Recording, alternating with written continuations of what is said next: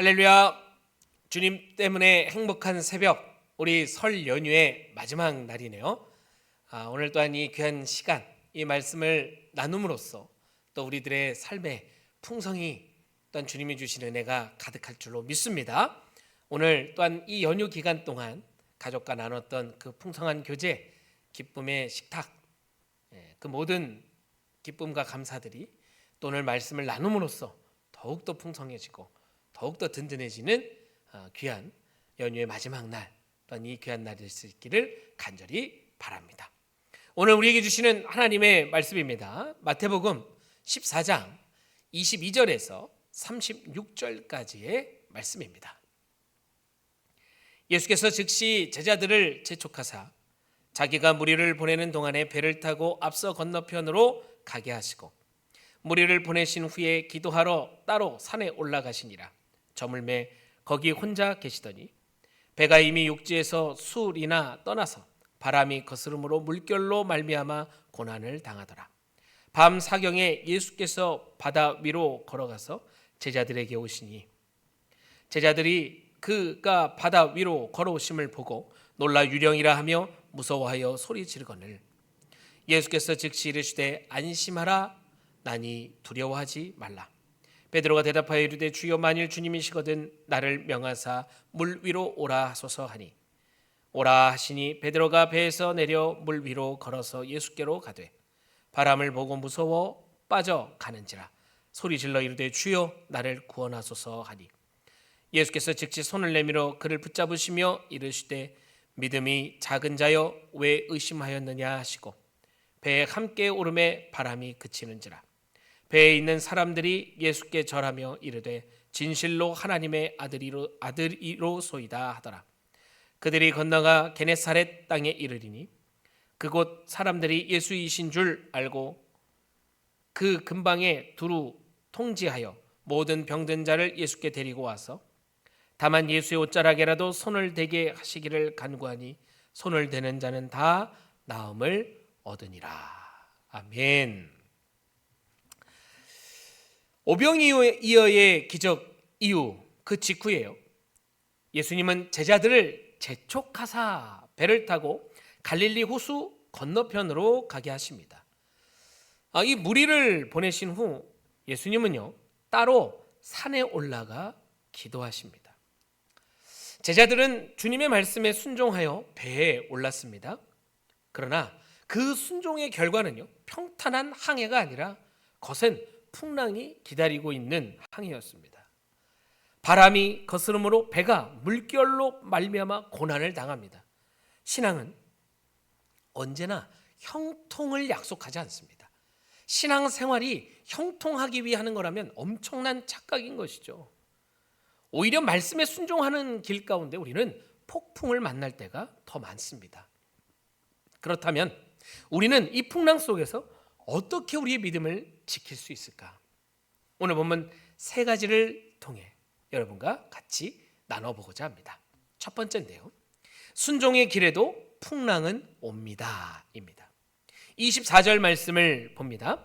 배가 이미 육지에서 술이나 떠나서 바람이 거스름으로 물결로 말미암아 고난을 당하니라. 제자들은 자신의 선택으로 배에 오른 것이 아닙니다. 예수님이요 타라고 하셨는데 그 배를 타라고 하셨는데 어떻게 하셨냐? 재촉하셨습니다. 그러나 그 길에요 큰 바람을 만납니다. 여러분 예수님이 하라고 해서 했는데 그러면 잘 돼야지. 예수님 말씀대로 순종하면 다 잘 되고 잘 살고 형통해야 되는 거 아닌가? 그런데 그렇게 예수님이 재촉해서 태워놓은 그 배가 결국 순탄한 항해를 하는 것이 아니라 큰 바람을 만났다는 거예요. 큰 폭풍을 만났다는 거예요. 우리는 그래서 종종 생각합니다. 내가 하나님의 뜻대로 살면 문제가 없을 거야. 그러나 본문은 정반대의 상황을 보여주고 있죠. 주님 말씀에 순종했는데도 풍랑은요 옵니다. 여러분 믿음의 길은 안전지대가 아니라 모험의 길이라는 것이에요. 풍랑은 실패의 증거입니까? 삶에 꼬이고 닥치는 문제와 염려와 걱정, 이 모든 것들은요 우리를 그저 나락으로 떨어뜨리는 것들인가요? 아니요.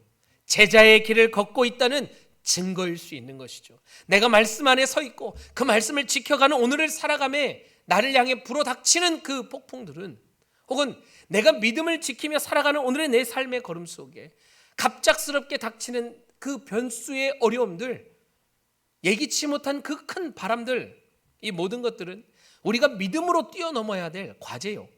또한 그 믿음으로 뛰어넘는 걸 통해서 우리가 누구의 사람인지, 내가 어떤 존재인지를 분명하게 깨닫는 기회가 되는 줄 믿습니다. 중요한 것은요, 풍랑이 있냐 없냐가 아니라 내가 탄 이 배에 주님의 뜻이 담겨 있는가입니다. 풍랑이 없이 잔잔한 항해를 한다 할지라도 내가 탄 배가요, 내가 가고 싶은 곳을 향해 간다면 그 끝은 낭떠러지라는 것이죠. 소망일 수 없다는 것이에요.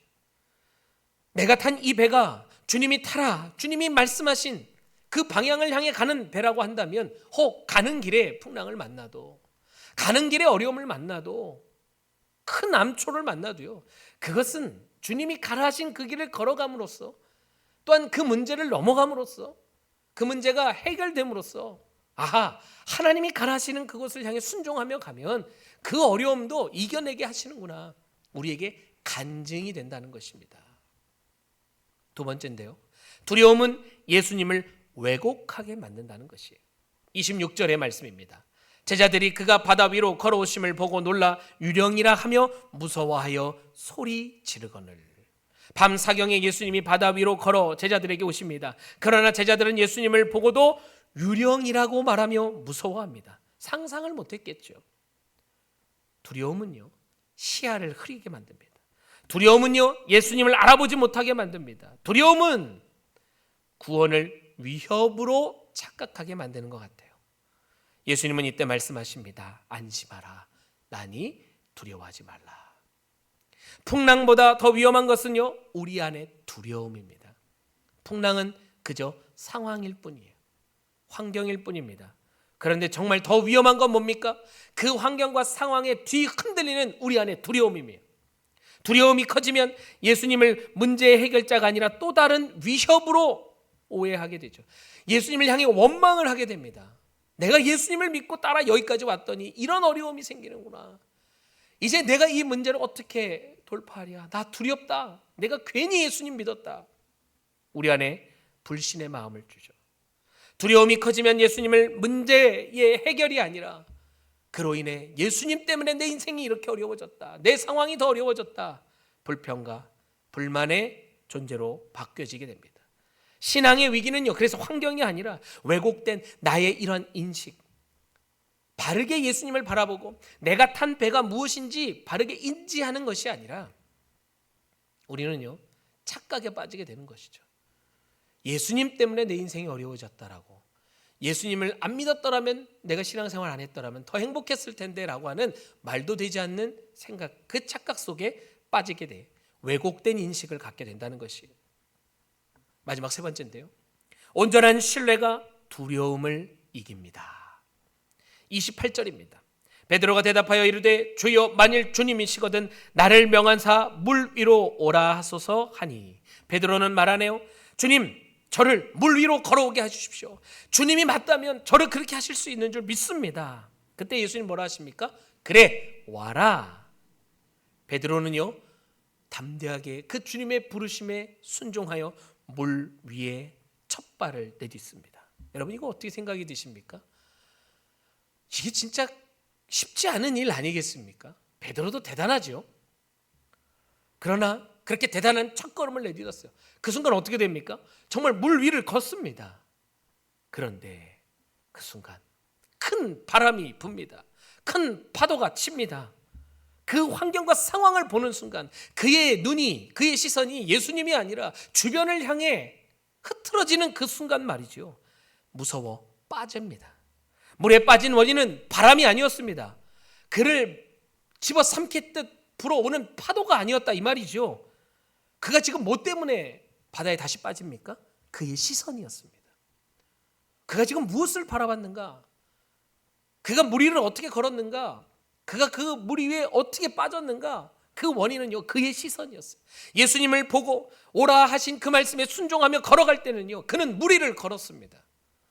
똑같지요. 우리들의 삶도 마찬가지 아니겠습니까? 부르심에 순종하여 말씀을 묵상하며 준행하며 살아가는 우리의 걸음, 내 상황과 환경은 중요하지 않아요.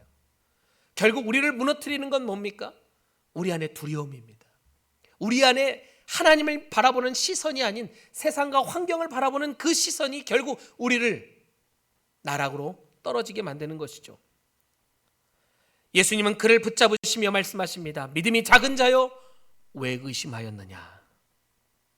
예수님이 배에 오르시자마자 바람이 그칩니다. 그때 제자들은 고백하죠.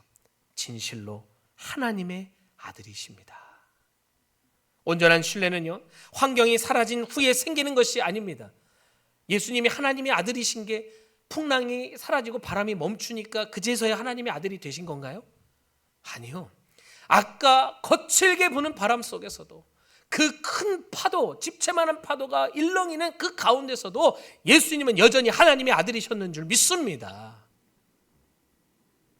환경 가운데서 주님을 붙드는 태도, 그 온전한 신뢰가 결국 중요하다는 것이죠.